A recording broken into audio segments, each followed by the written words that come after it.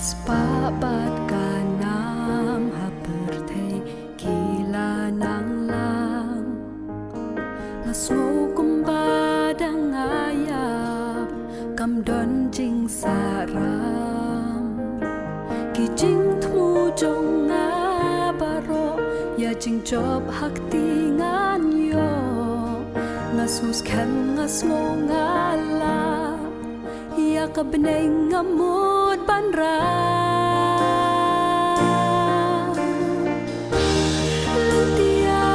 trong ngadap tang jing ling a Lentia trong ngadap tang jing bom suk satya Nên siap ka dukhya kam ai lat ban tiền tang shikle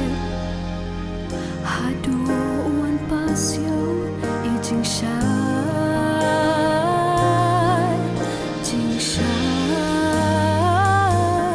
ba pernai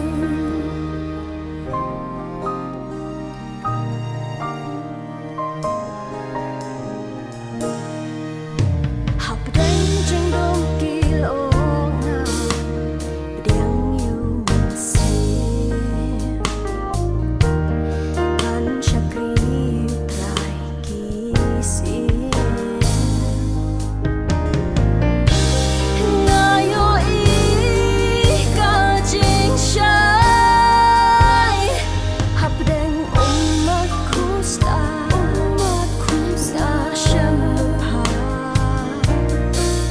Habang asyam yung try Lentia trong ngadap tang jing ling a Lentia trong ngadap tang jing bom sok satya Men siap ka dukhya kam ai la ban tiền tang shikli Hadu wan pasyo I jing shai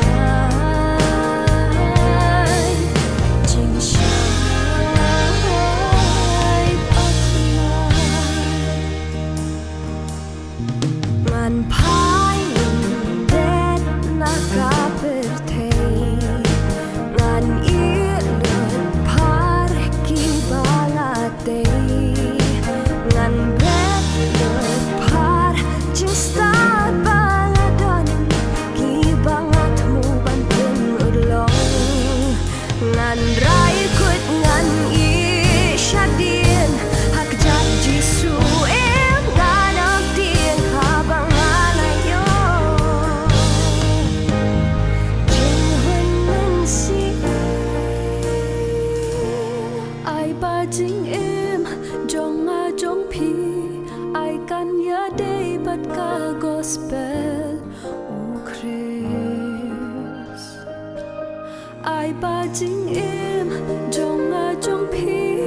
Ai kan ya day bat ka gospel u Chris Kum ki khuôn trong u lệ Tungin long ki sa khi Duk sa ba pa